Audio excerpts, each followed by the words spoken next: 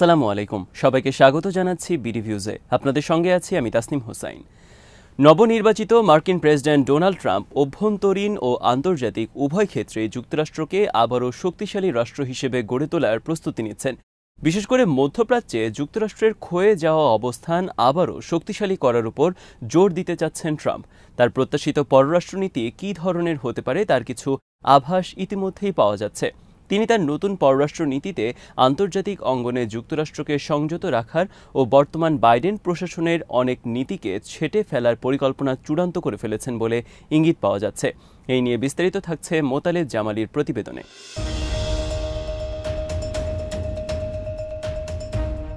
Trump তার নতুন পররাষ্ট্রনীতিতে দীর্ঘমেয়াদী ও ব্যয়বহুল বিভিন্ন সংঘাতে যুক্তরাষ্ট্রের সরাসরি জড়িত থাকার বিষয়টিকে কমিয়ে আনার উপর গুরুত্ব দিচ্ছেন। তিনি বিশ্বের কৌশলগত অঞ্চলগুলোতে যুক্তরাষ্ট্রের উপস্থিতি ও প্রভাব বজায় রাখার উপর জোর দিচ্ছেন বলেই মনে করছেন বিশ্লেষকরা। ট্রাম্প এসব অঞ্চলের নানা বিষয়ে যুক্তরাষ্ট্রকে ভারসাম্য রক্ষার শেষ উপায় হিসাবে দাঁড় করাতে চাইছেন।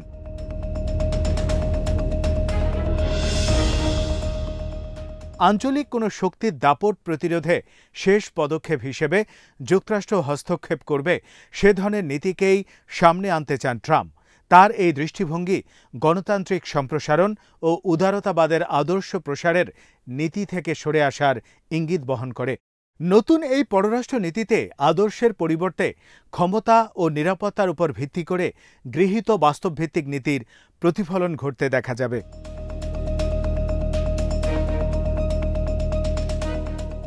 আন্তর্জাতিক ভূরাজনীতিতে যুক্তরাষ্ট্রের একক নেতৃত্বে দীর্ঘদিন ধরে যে বিশ্ব ব্যবস্থা চলে আসছে তা এখন হুমকির মুখে।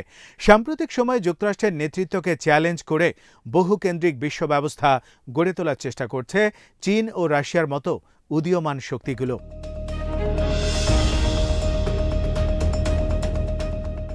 এর ফলে আন্তর্জাতিক অঙ্গনে শুরু হয়েছে ক্ষমতার প্রতিযোগিতা। ট্রাম্প ক্ষমতা গ্রহণের পর তার আমেরিকা ফার্স্ট নীতির উপর গুরুত্ব দিয়ে চীন ও রাশিয়া সহ উদীয়মান বিশ্বশক্তি ও ইরানের মতো আঞ্চলিক শক্তিধর দেশগুলোকে নিয়ন্ত্রণের মধ্যে রাখতে চান। বিশেষ করে চীনকে কোণঠাসা করে রাখতে ব্যাপক পরিকল্পনা রয়েছে ট্রাম্পের।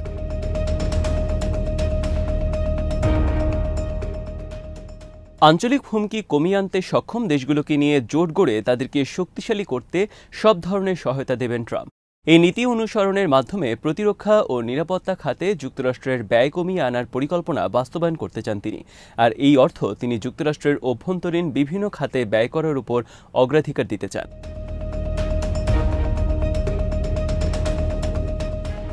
ট্রাম্পের পরিকল্পনায় মধ্যপ্রাচ্যে যুক্তরাষ্ট্রের গুরুত্বপূর্ণ মিত্র হয়ে উঠতে পারে তুরস্ক। বর্তমানে মধ্যপ্রাচ্যে যুক্তরাষ্ট্রের প্রভাব আগের মতো নেই। মধ্যপ্রাচ্যে যুক্তরাষ্ট্রকে আগের মতো শক্তিশালী অবস্থানে ফিরিয়ে নিতে হলে ট্রাম্প প্রশাসনকে অবশ্যই তুরস্কের মতো আঞ্চলিক শক্তিধর দেশের সাথে কৌশলগত অংশীদারিত্ব গড়ে তুলতে হবে বলে মনে করেন তুর্কি বিশ্লেষক ইলমাজ আকর। তার মতে বর্তমানে তুরস্ক সামরিক, কূটনৈতিক ও অর্থনৈতিক সহ বিভিন্ন দিক দিয়ে মধ্যপ্রাচ্য ও উত্তর আফ্রিকার আঞ্চলিক ভূ রাজনীতিতে এক বিশেষ অবস্থান তৈরি করেছে।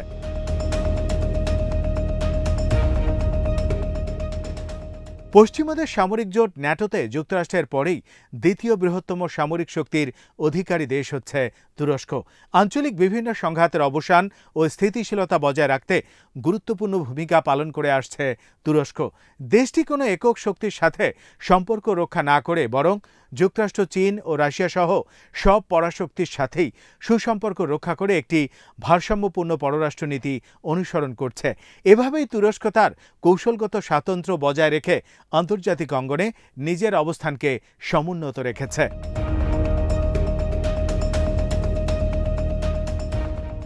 তুরস্কের কূটনৈতিক সক্ষমতা ইউক্রেন যুদ্ধ অবসানে ট্রাম্পের উদ্যোগকে সাফল্য এনে দিতে পারে বলে মনে করেন অনেক বিশ্লেষক।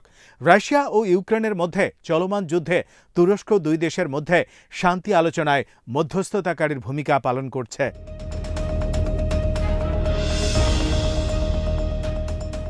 এছাড়াও রাশিয়া ইউক্রেন ও রাশিয়া যুক্তরাষ্ট্র বন্দি বিনিময় এবং কৃষ্ণ সাগর দিয়ে ইউক্রেনের খাদ্যপণ্য রপ্তানি করার চুক্তিতে মধ্যস্থতা করা সহ বিভিন্ন ক্ষেত্রে তুরস্ক তার কূটনৈতিক সক্ষমতার প্রমাণ দিয়েছে। কারণ রাশিয়া ও ইউক্রেন দুই দেশের সাথেই তুরস্কের রয়েছে বন্ধুত্বপূর্ণ সম্পর্ক।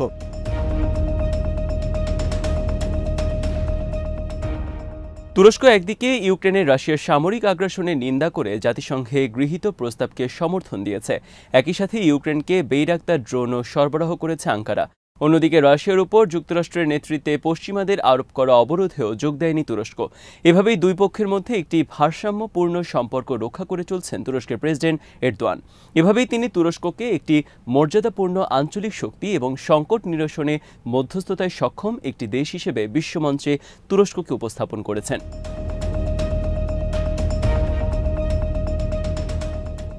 সাম্প্রতিক সময়ে Organisation of Islamic Cooperation OIC এবং অর্গানাইজেশন অব টার্কিক স্টেটস এর সক্রিয় অংশগ্রহণের মাধ্যমে নিজের আঞ্চলিক ভূমিকাকে জোরদার করেছে তুরস্ক।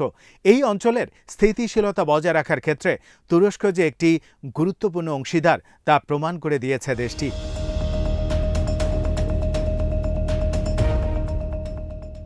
একই সাথে তুরস্ক যুক্তরাষ্ট্র ও ন্যাটোর সাথে টার্কিক দেশগুলোর সম্পর্ক উন্নয়নে সেতু বন্ধন হিসেবে ভূমিকা পালন করছে।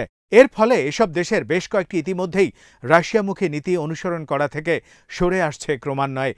এছাড়া মধ্য এশিয়ায় চীনের ক্রমবর্ধমান প্রভাব ঠেকাতেও ভূমিকা রাখছে তুরস্ক।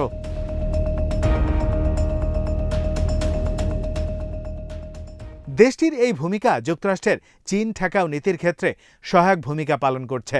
তুরস্কের এই ভূমিকা চীনের উপর চাপ সৃষ্টিতে, বিশেষ করে উইঘুর মুসলমানদের মানবাধিকার লঙ্ঘন ইস্যুতে ডোনাল্ড ট্রাম্পের পররাষ্ট্রনীতির জন্য গুরুত্বপূর্ণ হয়ে উঠবে বলে মনে করেন অনেক বিশ্লেষক।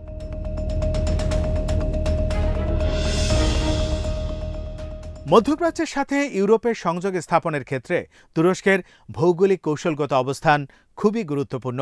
ন্যাটো জোটের একমাত্র মুসলিম সংখ্যাগরিষ্ঠ দেশ হিসেবে তুরস্ক এক অনন্য ভূমিকা পালন করতে পারে। মুসলিম বিশ্বের সাথে যুক্তরাষ্ট্রের সম্পর্ক উন্নয়নেও তুরস্কের অনেক কিছু করার রয়েছে।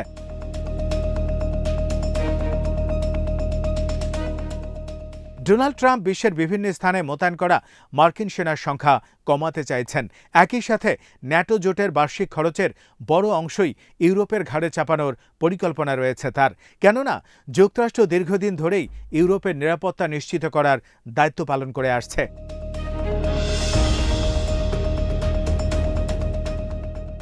ন্যাটো জোটের দ্বিতীয় বৃহত্তম সামরিক শক্তি হিসেবে তুরস্ক ইউরোপের নিরাপত্তার জন্য বাস্তব ভিত্তিক কিছু পথ বাতলে দিতে পারে, যা যুক্তরাষ্ট্র ও ইউরোপ উভয়ের জন্যই সুফল বয়ে আনবে। এতে তাদেরকে নতুন করে কোনো সম্পদও বিনিয়োগ করতে হবে না বলে মনে করেন তুরস্কের অনেক বিশ্লেষক।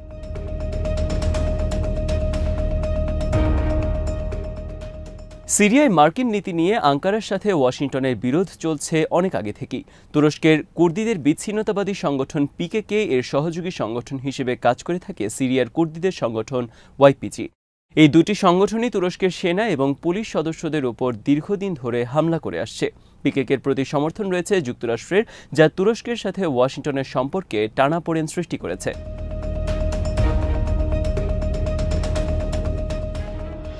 সিরিয়ায় ওয়াইপিজির সাথে জোট গড়ে যুক্তরাষ্ট্র ইসলামিক স্টেটের বিরুদ্ধে লড়াই করছে যৌথভাবে।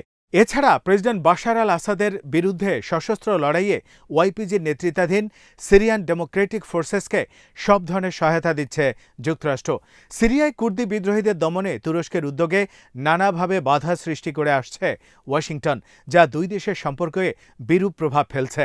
ফলে সিরিয়ায় রাশিয়া ও ইরানের সাথে জোট গড়ে তুলতে বাধ্য হয়েছে তুরস্ক। এতে করে সিরিয়ায় কোণঠাসা হয়ে পড়েছে যুক্তরাষ্ট্র। ফলে সিরিয়া নিয়ে যুক্তরাষ্ট্রের অবস্থান পরিবর্তন করতে হতে পারে।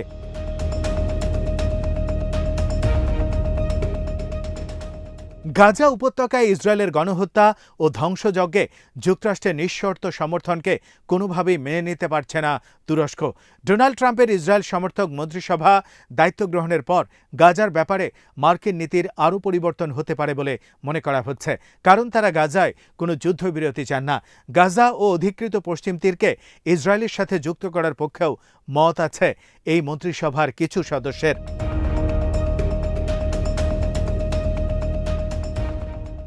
ট্রাম্প তার নির্বাচনী প্রচারণার সময় গাজার যুদ্ধ বন্ধের প্রতিশ্রুতি দিলেও এখন আর এই বিষয়টি নিয়ে মাথা ঘামাচ্ছেন না।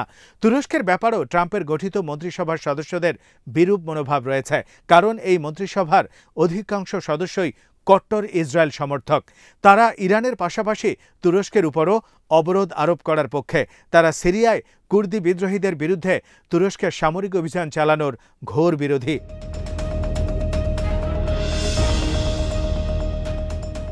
তবে বিশ্লেষকরা মনে করেন, ডোনাল্ড ট্রাম্প ও রিসেপ তাইপ এরদোয়ানের মধ্যে সরাসরি কূটনৈতিক সম্পর্ক ও আলোচনা বিরাজমান অনেক সমস্যা ও চ্যালেঞ্জকে কাটিয়ে উঠে দুই দেশের একসাথে সামনের দিকে এগিয়ে যাওয়ার পথ তৈরি করে দিতে পারে।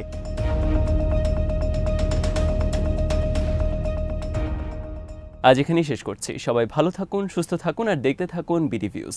চ্যানেলটি ভালো লাগলে সাবস্ক্রাইব করুন। সংযুক্ত থাকুন আমাদের ফেসবুক পেজে। আল্লাহ হাফেজ।